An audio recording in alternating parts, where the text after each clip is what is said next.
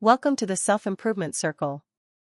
I'm Eva, and today, we're diving into a question that could transform how you see your growth. What if the way you're measuring progress is actually making it harder to move forward?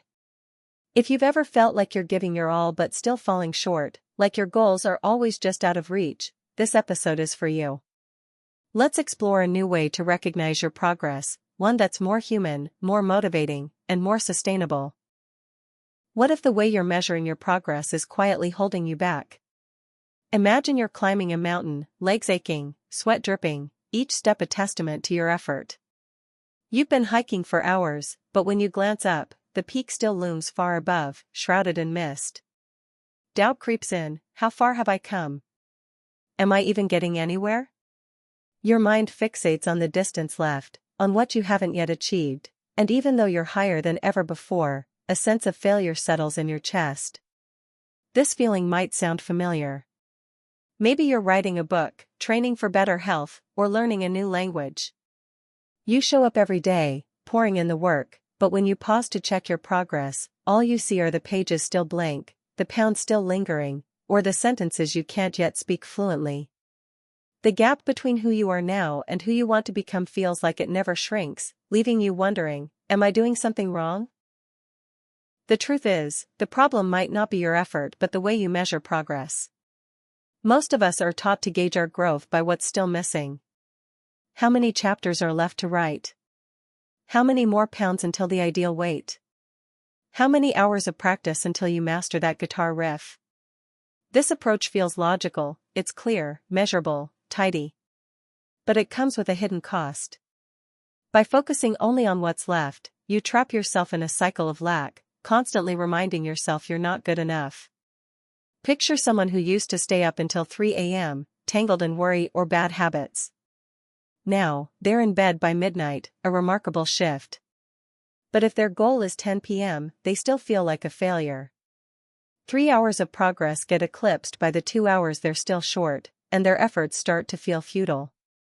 That disconnect doesn't just drain motivation, it makes the journey feel like a treadmill, endless running, no destination in sight. Science offers a different perspective.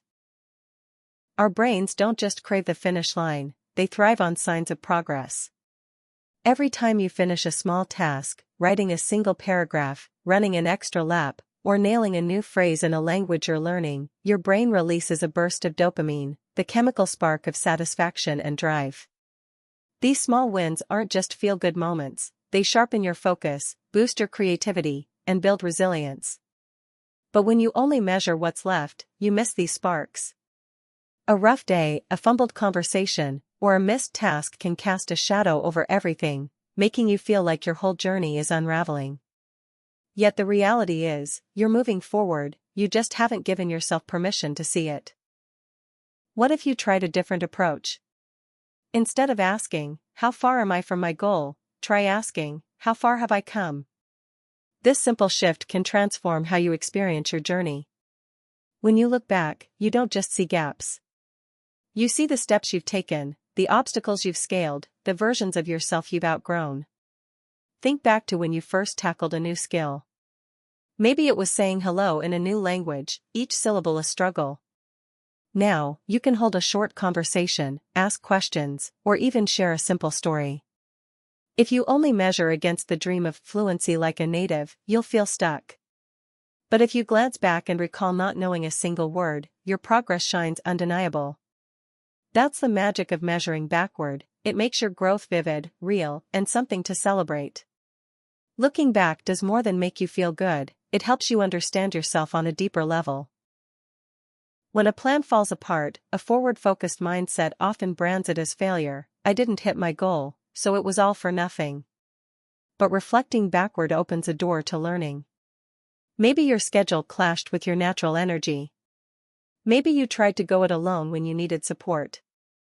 Or maybe you underestimated the time a task required.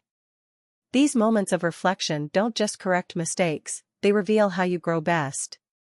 You uncover the habits that propel you, the environments where you shine, the traps to sidestep, like obsessing over things you can't control or saying yes to tasks out of guilt when they don't align with your purpose. There's a pitfall to watch for, though, the progress trap. When you see how far you've come, it's tempting to reward yourself by easing off. I wrote 10 pages this week, so skipping today is fine, you might think. But this isn't rest, it's procrastination in disguise.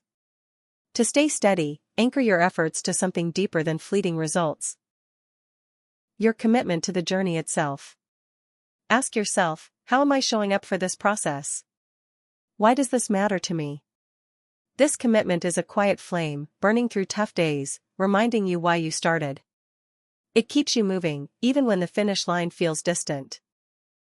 Imagine receiving a symbolic check, not for money, but for recognition of something you're truly exceptional at. What would it honor? Your ability to listen with care, solve problems with creativity, or inspire others to act. Once you name it, consider what it takes to nurture that gift. Growth doesn't come from mindless repetition, it comes from deliberate experimentation. Try these 5 ways to enrich your learning. First, copy with intention. Observe someone who excels at what you're learning and test their approach, not to mimic but to understand what works. Second, compare smartly. Try 2 methods, tweaking just one detail, like writing in the morning versus the evening, to see what clicks. Third, set limits. Constrain yourself on purpose, like drawing with one color or speaking without a go-to word, to sharpen your creativity. Fourth, diversify. Explore unrelated skills, like a negotiator learning from improv or a coder teaching kids, to spark new perspectives. Fifth, explore boldly. Tackle something just beyond your comfort zone, not to win but to discover what you learn. These experiments don't just drive progress, they make your journey vibrant and uniquely yours. Progress isn't just about reaching goals, it's about how you live the path you're on. When you measure only by what's missing, even victories can feel hollow. But when you measure by what's changed, the small steps, the hard-won battles, you feel your growth in your bones. It's the difference between waiting to be better and knowing you're already becoming. So where do you begin?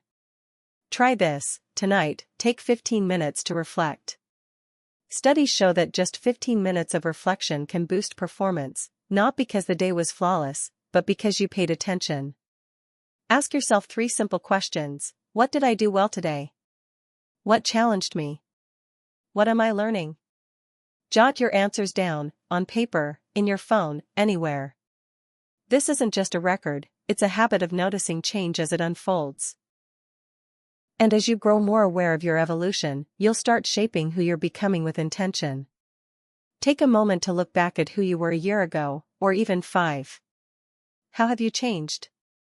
The way you handle stress, talk to yourself, face tough choices, has anything become easier? Maybe you're more patient, more confident, or simply more aware of yourself. These shifts, however small, are proof you're growing. The most powerful reminder isn't what you still have to do, but what you've already done. You're not just chasing a goal, you're already someone on a journey, and that's worth celebrating. So pause today, reflect, and keep going.